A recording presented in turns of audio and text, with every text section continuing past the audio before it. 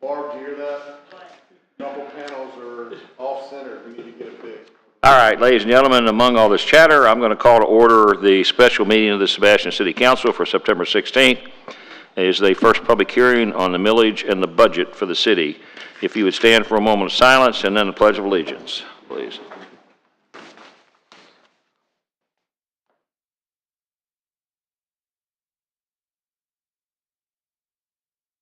Thank you. Pledge allegiance to the flag of the United States of America and to the republic for which it stands, one nation under God, indivisible, with liberty and justice for all. I nominate Dominic. Let's have a roll call, please. Mayor Dodd. Here. Vice Mayor Dixon. Here. Councilmember Jones. Here. Councilmember McPartland. Here. And Councilmember Nunn. Here. Thank you. Okay, ladies and gentlemen, this is one of those meetings that has some legal steps we have to go through. The first of those, which we'll do right now, is the city attorney will advise the city council on the procedures for the millage and budget hearing and read the title for resolution R2453 on the 2024-25 tentative millage and R2454 on the 2024-25 tentative budget. Ma'am. Thank you, Mayor. This is a hearing in accordance with Florida Statute Section 200.065, which reads in part, prior to conclusion of the hearing, the governing body of the taxing authority shall amend the tentative budget as it sees fit, adopt the amended tentative budget, recompute its proposed millage rate, and publicly announce the percent, if any, by which the recomputed proposed millage rate exceeds the rolled back rate computed previously. The first substantive issue discussed shall be the percentage increase in millage over the rolled back rate necessary to fund the budget, if any, and the specific purposes for which ad valorem tax revenues are being increased. During such discussion, the governing body shall hear comments regarding the proposed increase and explain the reasons for the proposed increase over the rolled back rate. The public shall be allowed to speak and ask questions prior to adoption of any measures by the governing body. The governing body shall then adopt its tentative millage rate prior to adopting its tentative final budget. While reading together, the law indicates that the governing body must consider the millage rate and be read first before the budget. At this point, I'll read the titles of the two resolutions.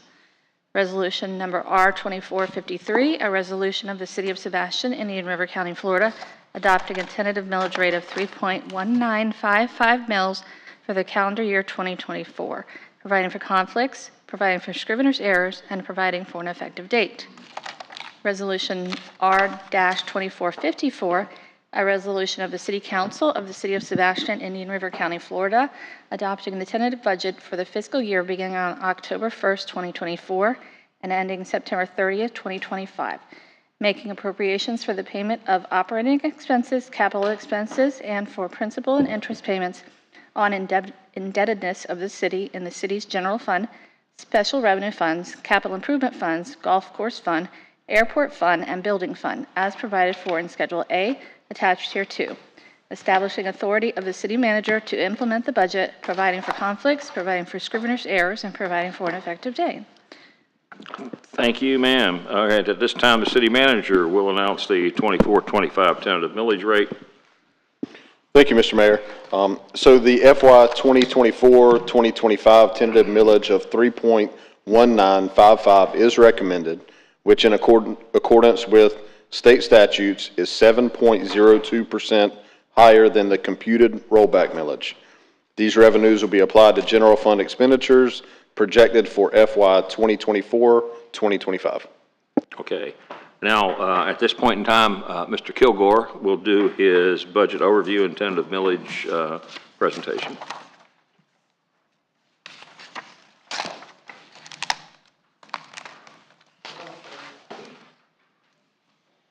So this is the presentation on the tentative millage and 2025 budget.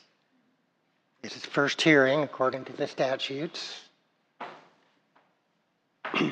So you've seen this PowerPoint before. We've made some minor tweaking of some of the anything that has changed since we had the budget sessions with the council earlier. So we'll go through a summary of the budget, the capital improvement program, property values and millage, and answer any questions. So the draft budget does include $1,115,000 of personnel costs, $98,000 of operating expenses. The total budget is increasing 3.11% over the amended 2024 budget. This is due to pay increases and new positions and 2.5% increase in operating expenditures. As far as personnel, the health insurance premiums are increasing by 12%. We're changing from an HSA to an HRA account. And we have included the 5% pay increases and added 4 full-time positions. One of those is a part-time positions. The 4 full-time additions are the audio-visual technician from part-time to full-time, 2 maintenance workers in parks, and 1 recreation coordinator in parks. So the operating expenses went up only 2.5%. Almost every department had a very small increase, or several departments had actually where they went down. For the golf course, we have, since the first draft, amended the work papers for the budget to show that we did eliminate the projected shortfall that was shown previously. We've got the cost of the revenues from the airport lease and the airport and the expenditures of the airport rent, the principal and interest on the building fund loan, and the $100,000 to repay the loan from the general fund. The airport is paying its loans from the discretionary sales tax fund, and the DST, discretionary sales tax fund, is providing some grant matching for their projects.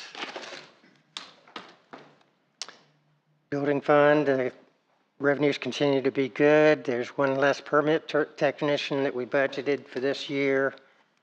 We're expecting to pay the principal or receive the principal and interest payment from the golf course loans. American Rescue Plan Act fund, that has to be spent or obligated by December 31st of 2024. We are applying those funds mostly now to road work and the associated swale work.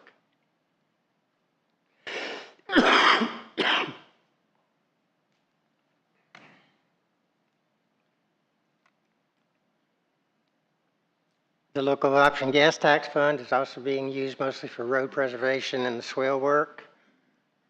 Discretionary sales tax is also being used for road construction and swale work, as well as the police vehicles, MIS infrastructure, river park improvements, and some major construction vehicles, including some that would be used in the stormwater division. CRA fund it's got their normal operating expenses. There are funds appropriated for work in waterfront work and the Central Avenue Catalyst site.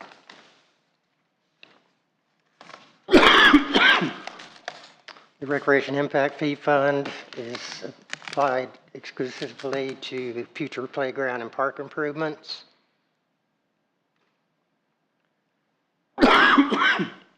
Stormwater Utility Fund is covering the personnel and operating accounts from with the fees that are collected with the increase in the fees, and we're adding 5 full-time maintenance workers, buying a new crew vehicle, and doing slip lining and pipe replacement. That's, I would point out, that's in addition to some larger capital equipment that's projected to be paid for out of the DST fund. The law enforcement forfeiture fund and the parking in lieu funds don't really have any appropriations. The law enforcement forfeiture fund is specifically approved by the city council before any expenditure are made as they come up. There's nothing currently appropriated out of the parking in lieu of fund.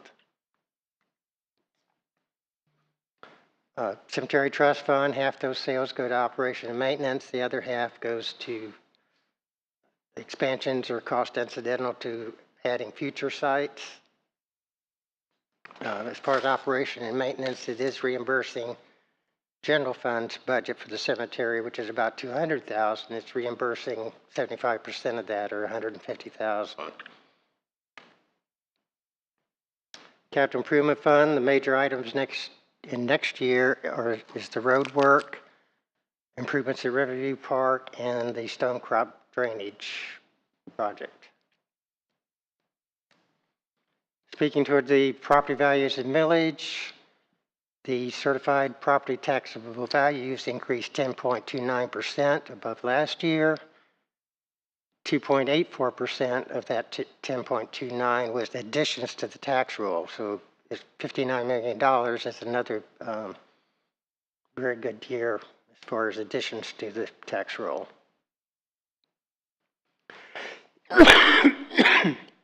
This chart shows the history of the tax roll additions. This shows the different millages and affecting factors for the comparing the rollback or keeping the same millage rate as last year. You see, it would be a budget shortfall of $462,000 if we had gone with the rollback rate. This shows the effect of the rollback versus the 3.1955 and the differences from last year's taxable values for either people that were homesteaded or the other accounts that were not. This shows a history going back 11 years, and almost 60% of the time we did go either with the rollback or at rollback, or less than rollback. So that pretty much sums it up. We certainly, we've set the proposed millage at the 3.1955, and we certainly don't want to exceed that with any action either tonight or at the final hearings, because there are extra steps that the state requires us to go through, which cost money and time. So we ask that you approve the tentative millage resolution and the tentative budget resolution. And then following, unless you have any questions about the PowerPoint or subjects that I can address right now, we should open it up for a public hearing and follow the set agenda. Any questions?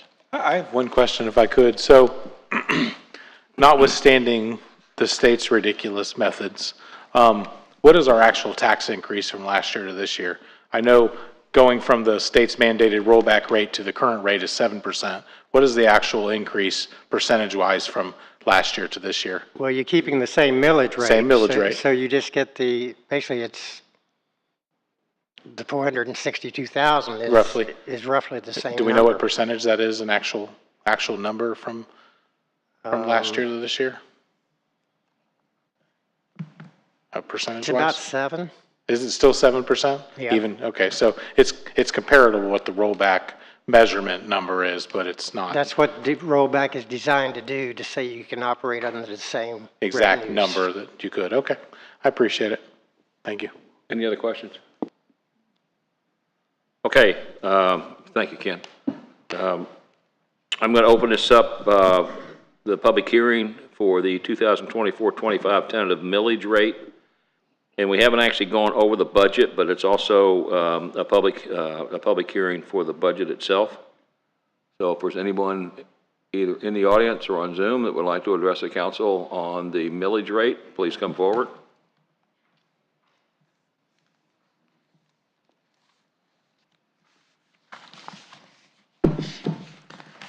Looks like I'm almost first and only. But anyway, Grace Reed, Sebastian.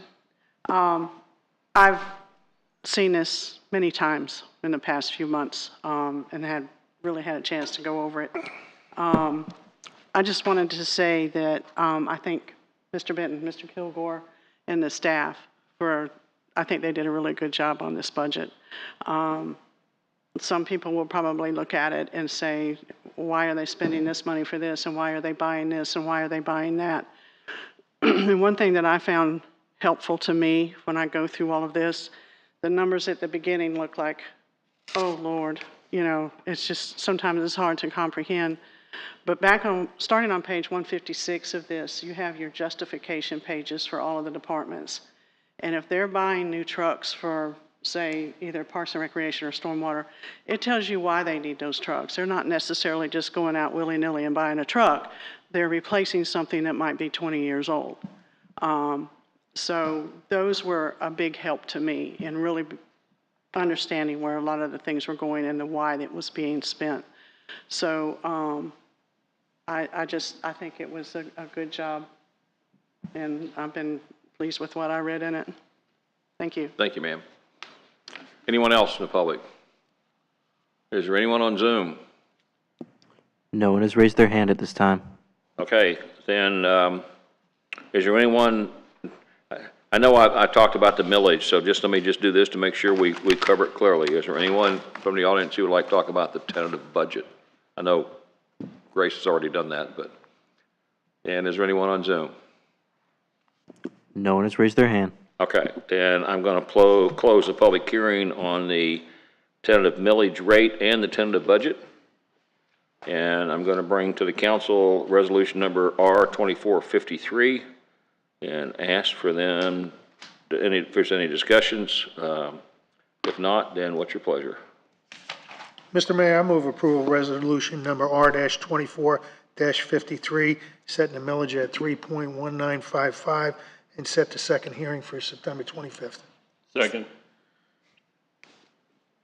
Okay, let me write that down.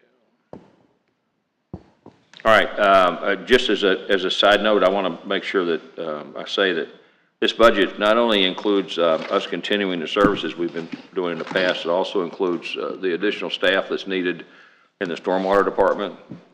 Not all the staff they need, but it includes at least a beginning of that staffing process.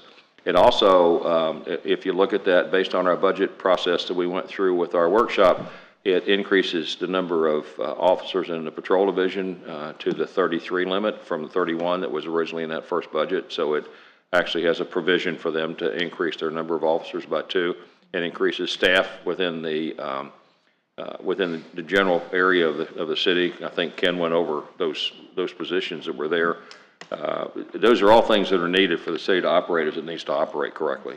I mean, I'd love to be able to put 10 more people in stormwater if it would be possible to do that, which is what our consultant talked about, but we just can't do that at one time. So I think it's important for everybody to understand that that in order for us to keep the city operational, we need to add staff. And to add staff, we need to add some capital items such as work trucks and machines for them to operate with and so forth. So it's important to do that. And that was done in this budget thanks to our staff. That was done in the budget by not increasing the millage rate over what it was last year, but by keeping the millage rate at what it was last year, which I know is an increase of 7% plus a little bit on everybody, but it's worth the process for us to do that. Is there any other comments? I do have one other thing if I could. You know, I hear people talk about when we have the council meetings in between when the budget period is and the next budget period is the next year, and they complain about, oh, I can't believe the city's spending all this money. They're spending all this money. Well, this, you know, when we make a budget for home, you make a budget for roughly what you're going to spend every month. I doubt very many people sit down and plan their entire next year of what they're going to spend every month for that entire year. Now, I'm not going to say there aren't an exception now and again, a truck that breaks down they weren't expecting, or a piece of equipment they need for an important job within the city that, you know, we have to figure out what to do with it. But essentially, this budget, if you want to know what the city's going to spend your money on for the next year, get a copy of it. It lists out everything from every employee to the employee's health care to police cars to everything that's going to be spent over this next year. This is essentially the entire playbook for money for the next year in this city. There's, I said, there might be an unexpected expense once in a while, but if you want to know where your money's going, it's 100% here, and you're willing to come, you're welcome to come ask us questions about it at any time. Thank you. Thanks, sir. Anyone else? Then let's have a roll call vote on Resolution R2453. Vice Mayor Dixon, Yes. Councilmember Jones, Yes. Councilmember McPartlin, Yes. Councilmember Nunn, Yes. and Mayor Dodd. Yes. Motion carries. Thank Okay, now, council, we're on to R2454, which is a resolution to approve the budget itself. What's the council's pleasure on that?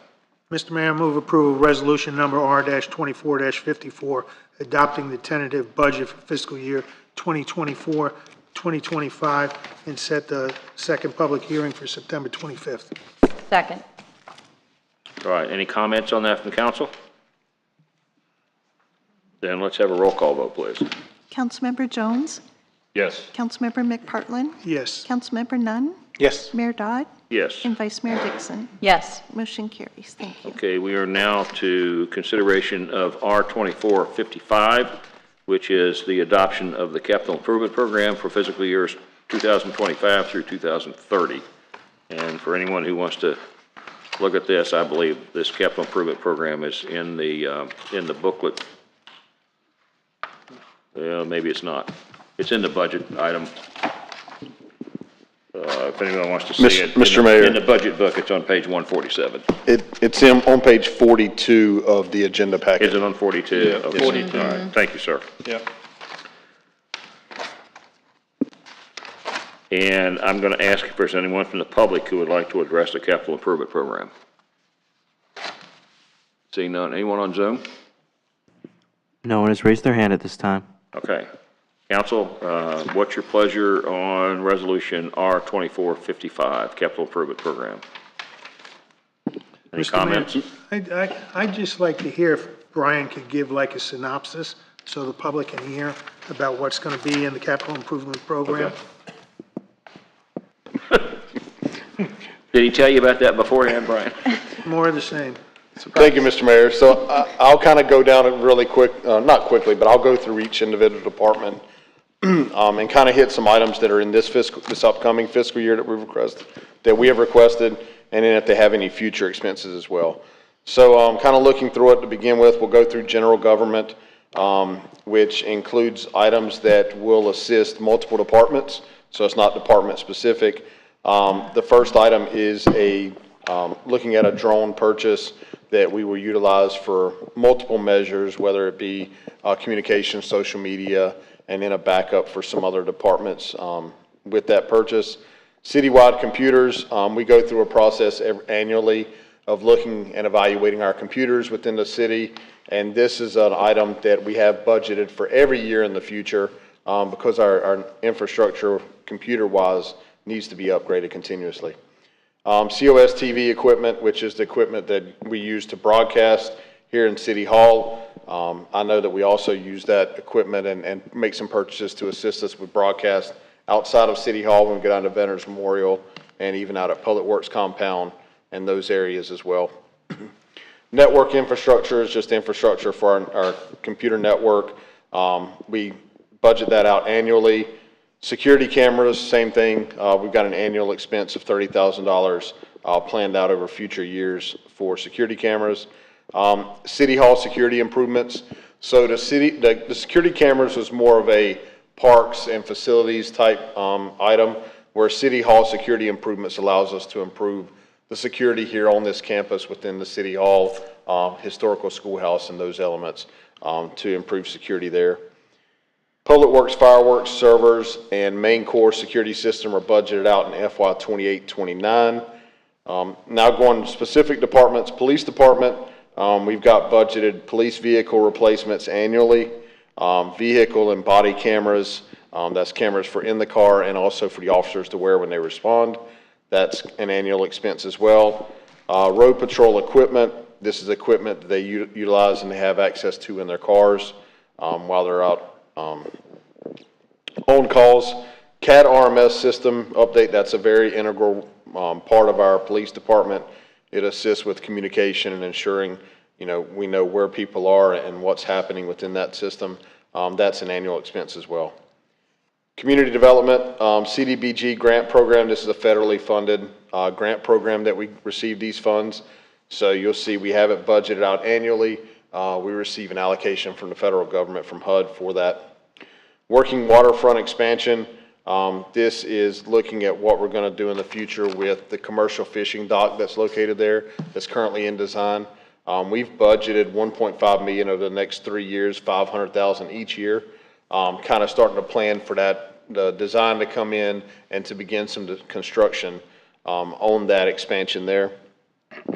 Working waterfront dry line, and I should also state, working waterfront expansion, we do have some grant possibilities that we've applied for. So when some of these numbers, you look at it and you say, well, 1.5 million is a lot, why aren't we securing grants? We include grants figures within our budget because we have to expend those funds and then we receive reimbursement for that. Working waterfront dry line, $50,000. This is something that has failed. It's currently inoperable, and we do have to replace the dry line at the working waterfront location. I know we also have a grant opportunity that we've applied for this as well. Central Avenue Catalyst site. This is kind of an item that we've continued to have out there on our radar in the future. Once we're able to really determine what we want to do in that area, we've got that budgeted currently out to FY 27, 28, but there'll be some design costs and things associated with that as we get a little closer. Pedestrian crossing signs. These are areas that we're looking to improve our pedestrian areas on Indian River Drive within the CRA. We've got a few that are out there now, but I think improving those crosswalks and those pedestrian zones are important for our pedestrians along Indian River Drive. Roads Department. Councilmember Portland, is this going into enough detail for you? I just want to make sure. I didn't expect you to go line by line. I just expected a couple of eyes. I thought you were testing to see if I knew what all these things were. No, I know you know what you're doing. Well, all right, so I'm going to go through the biggest ones going forward because this might take a while. The Roads Department, so we do allocate annually $50,000 next year and $75,000 in the future for replacement of damaged sidewalks throughout the city. We have another drone within the Roads Department, which we probably will end up joining the general government drone with this drone within the Roads Department. I think we're just going to purchase one after further discussion because the initial one was one we were just going to have a camera on and be able to fly around, where this one will allow us to do some elevations and different things that we need in the roads and the swell work that will go a lot better detail for us there. So that's why that number is a lot higher.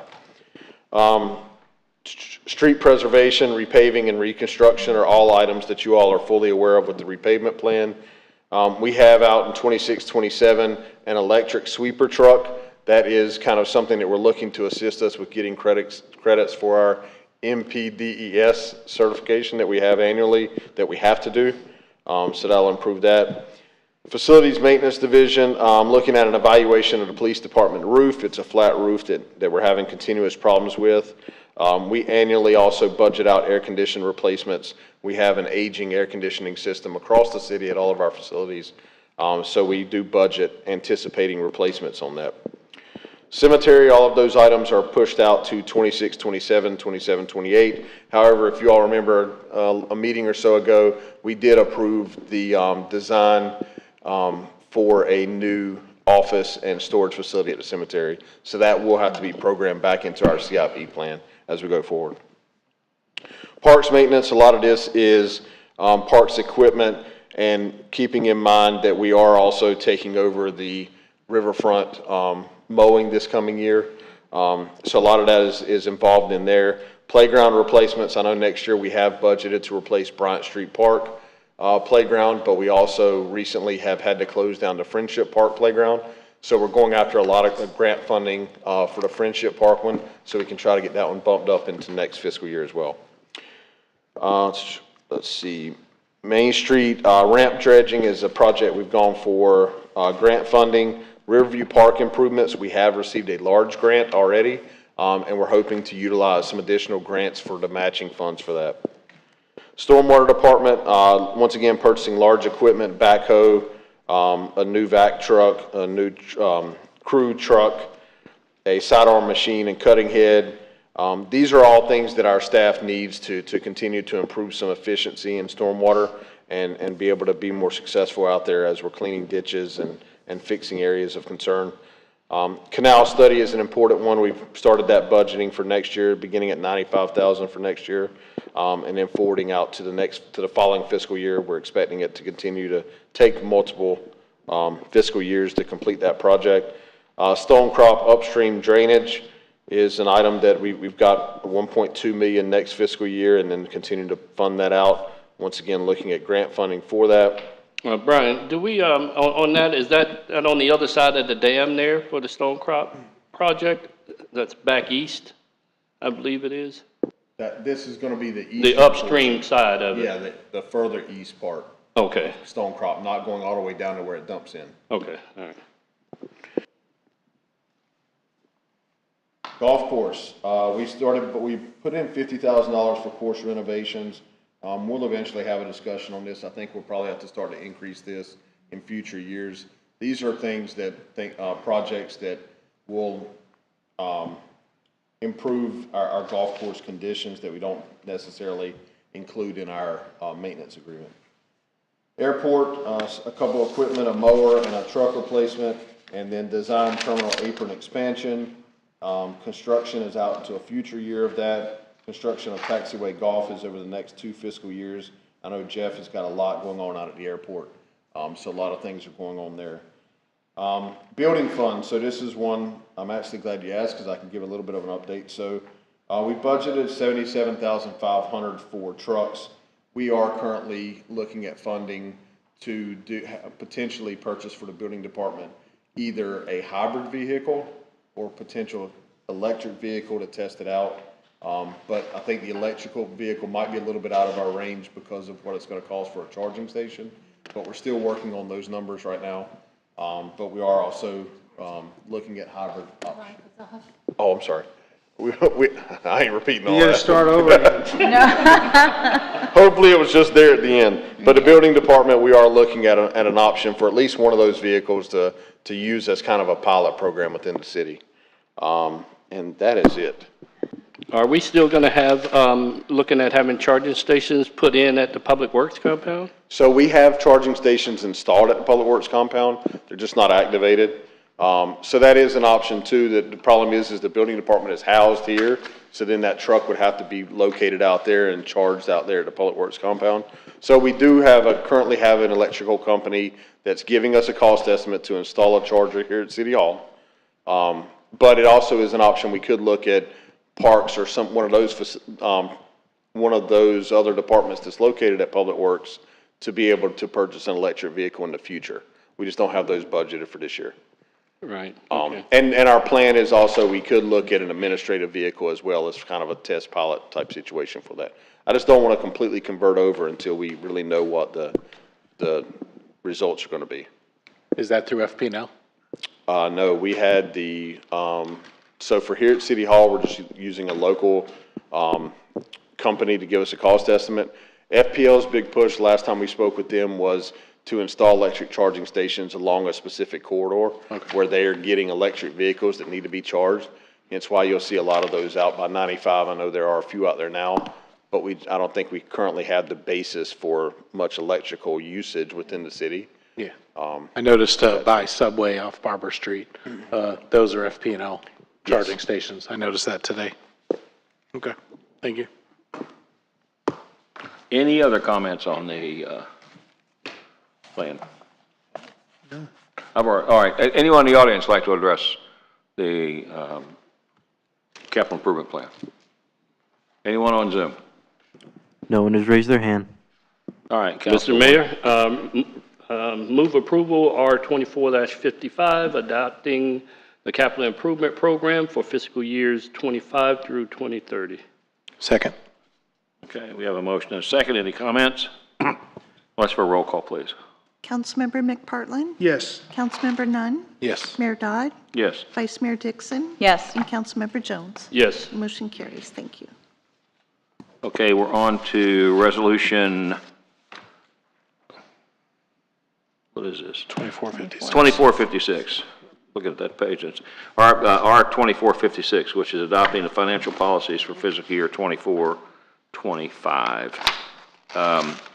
Council, I have a couple questions if anyone else doesn't, but I'll go ahead and ask. Mine's primarily, my question is primarily based on the reserves. There are some other changes in here that were interesting.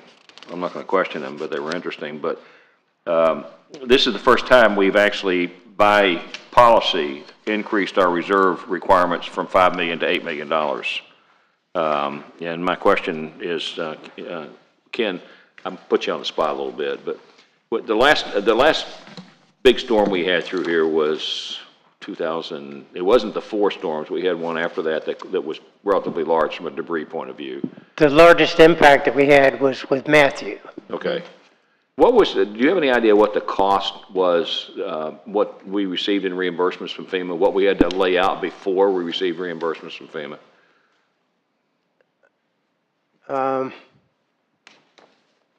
Well, that included all the dock work. Yeah, not counting the dock work, because we are now insured on those docks, are we not? We have a policy to comply with FEMA guidelines. You have to insure it. Yes. But it doesn't near cover Okay. any probable damage. Okay. But excluding the dock work, it was mostly the debris pickup. Yes. And I think that amount was probably about $700,000. Okay.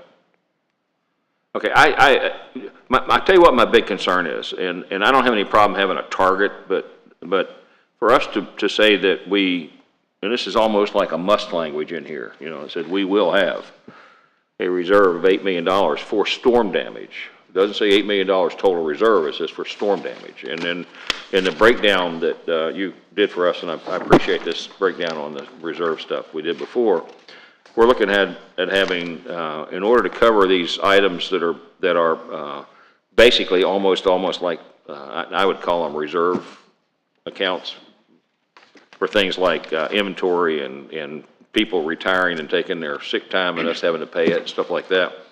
We're looking at almost $9.9 million in reserve requirements if we go to $8 million for storm reserves. Based on our budget, that's a pretty hefty reserve, in my opinion. And my real question is, we want to limit ourselves to a requirement of $8 million, which doesn't give us any opportunity to talk about using those reserves if we decide that we need to for much else than that. And from a $9.939 million, currently right now, as of September 30th of 23, and I think it goes up, but it's roughly the same now. We had $9.939 million, $9,390,000 worth of reserves. And it dropped down to what available for disasters after these other items were brought out, which was, leave payouts and stuff like that. It dropped down to about $7,980,000. And I just personally am not sure that we need to commit ourselves to must have that level of reserves. I'd kind of like to get a discussion about that. I mean, that's just my opinion. That's not opinion of anybody else. So, anyone have any comments? Yeah, where did the change come from, though? Because everything reads here 5 million, then it is striked out as 8. What it is, it strikes out 5 and changes it to 8. Right. And that's just, and that was the reason that I asked the city manager, and Ken was much faster on this than I thought he would ever be, because I asked him 20 minutes ago, and Ken got us the strike-through version of this document, where it strikes out 5, and it changes it to 8. So in this policy document, we are increasing by $3 million our reserve requirements for storms. That means if we have 2 major storms, we're anticipating we're going to spend $4 million per storm out of this reserve account before we get reimbursed by FEMA. I don't know, the docks are a separate issue. I'm still not 100% sure why we don't have an insurance policy that covers those docks, but the cost of that is maybe prohibitive. I don't know. I think that's kind of the discussion we had at one time before about that. Very few policies even available. Yeah. We searched the marketplace. Right. So, I don't know. So we'd have to self-insure anyway, right? On Is the that docks? what we're doing on the docks? Yeah, well, with some, I mean, there's a dollar amount in there, but we're pretty much probably, what, half of the cost, the replacement cost, we're probably self-insured for, somewhere in that It wouldn't range. even cover that.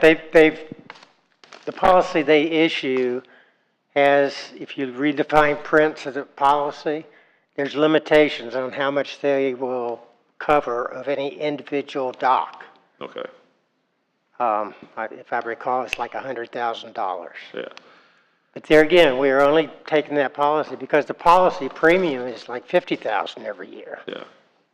And self-insurance would be the wiser thing to do, to put that money towards a kitty towards the docks. But the whole intent is that we would qualify in researching the guidelines from FEMA, we'd have insurance, the best available we could find. We can't just say we don't want to Right, insure it, right. so. Yeah, I mean, FEMA requires that we insure it before they'll reimburse us for any losses beyond the insurance. They will not only reimburse you for any loss, but they'll go back to the losses that they previously Right, reimbursed. if we don't have the insurance. So Yeah. even though the insurance is not a good policy, we have to have it in order to Terrible protect provision, ourselves from but- FEMA, yeah. Well, thank you, FEMA, for that kind of stuff. I guess my thing is that, and I've asked this question one time before, I think I asked this question in 2016 or 17, and kind of maybe didn't ask it the right way, but there's a point in the reserve account where we're at a minimum, and if we go below that, we need to raise taxes to generate reserves. It's that simple. I mean, there is a point in which if we don't have a reserve account that covers certain things, then we're not doing our fiduciary responsibility for the city, and it might mean tax increases just to generate reserve fund increases. We're not at that point right now at all. But if, do we really need $8 million worth of reserves in there for that? I mean, I think your spreadsheet here kind of lays that out, Ken. It's probably about $2 million because the items on this spreadsheet, and I know the public can't see this, but there's 1.34 million in miscellaneous items. There's $343,000 in leave payouts that we'll have to do on retiring employees, and there's $275,000 in the R&R account.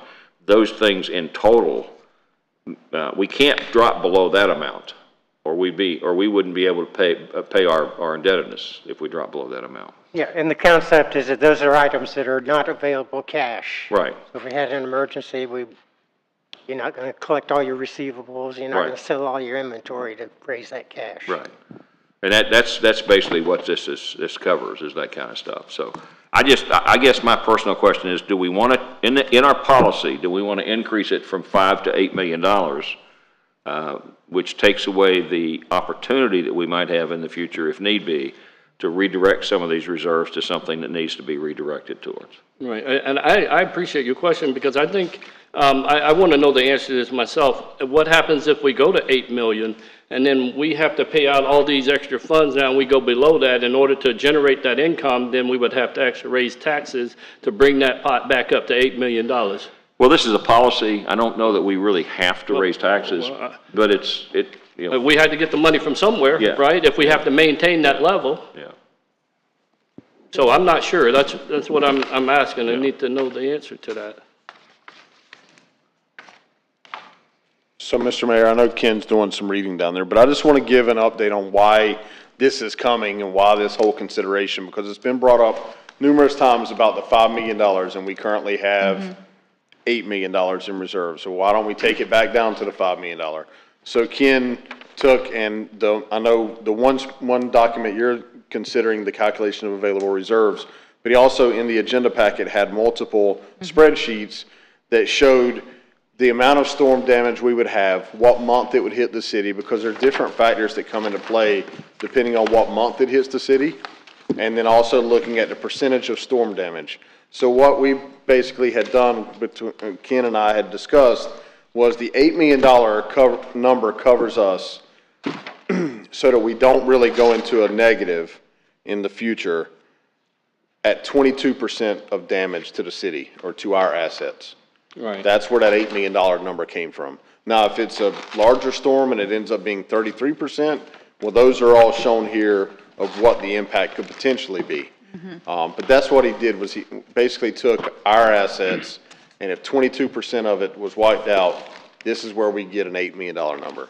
If it's less than that, great. Yeah. We're still in better shape, but that's where the whole $8 million number came from and how we factored everything in. And I'm gonna turn it over to Ken. Okay, if you do use the monies out of the reserve below that $8 million target, I do have a paragraph in the policy. It's paragraph D. D as in dog. D what? And it says the target amounts should be established and reviewed annually during the budgeting process for each of the above. Generally, the targets would be calculated as a reasonable percentage of the total based on a rational analysis, blah, blah, blah. At the discretion of the City Council, the creation or replenishment of established target amounts will occur as soon as reasonably possible without tax increases or further damaging ongoing levels of service. So it doesn't lock you in. We did, a few years ago, I think we had we'd pay back 25% of the deficit amount in each of the following 4 years. Ken, what page were you reading from there? Yeah, it's, It's the third page from the back, so if you look at the back page. Okay, are you looking at the policy document? Yes. yes, it's section 4 of the fund balance where you see the $8 million. Okay. Yep. Near the bottom? Yeah, it's actually paragraph D of section 8.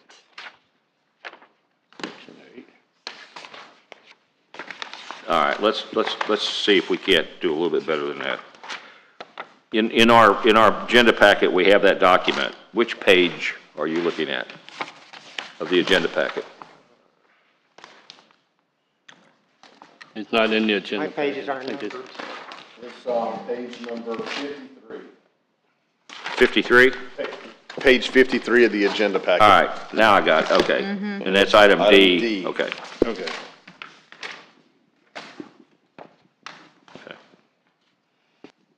Well, I'm not proposing that we spend, I mean, right now, if I look at our current breakdown, and I think that's also in the agenda packet on, I don't know, it would be page 56 if it was page numbered. You know, we're showing that $7,980,000 in reserves available for declared disasters. I'm not proposing that we spend the difference between $5 million and that. I'm just saying that I'm not 100% sure that we need $8 million as the targeted balance for disasters. So that's just, I mean, that's my thing. So it's up to you guys to. I'm happy with 7. You know, I remember several years ago, we were talking like a $6 million, but the cost of everything has gone up. Yep. And I can't remember a couple of years ago on the West Coast, there was a city, they got hammered so much, they didn't have the money to pay for the storms. Yeah. So, I mean, I'm happy with 7. 7 is a lucky number. I'm happy with 7. Yeah, I just don't want to be caught in a position where we're like, oops, we should have left it at 8 or at least closer to 8, because I agree, things have gone up and storms have gotten stronger. We have been lucky thus far, but I don't agree we should go back down to 5. Okay. Anyone from the public want to address this document? Anyone on Zoom? No one has raised their hand at this time. Okay. Council, what's your pleasure? Make a motion in consideration of resolution R-24-56, adopting financial policies for fiscal year 2024, 2025, and setting the storm damage at $7 million. Second. Have a motion second. Any comments? Let's have a roll call, please. Councilmember Nunn, Yes. Mayor Dodd, Yes. Vice Mayor Dixon, Yes. Councilmember Jones, Yes. and Councilmember McPartland. Yes. Motion carries. Thank you. Okay, I just want to make an announcement now that the final public hearing for the fiscal year 24-25 millage rate and the fiscal year 24-25 budget will be held on September 25th, 2024 at 6 p.m. here in the council chambers. Anyone who has any comments or questions about the budget or the millage is welcome to address the council at that time. And given that, if there's nothing for the good of the order, we are adjourned.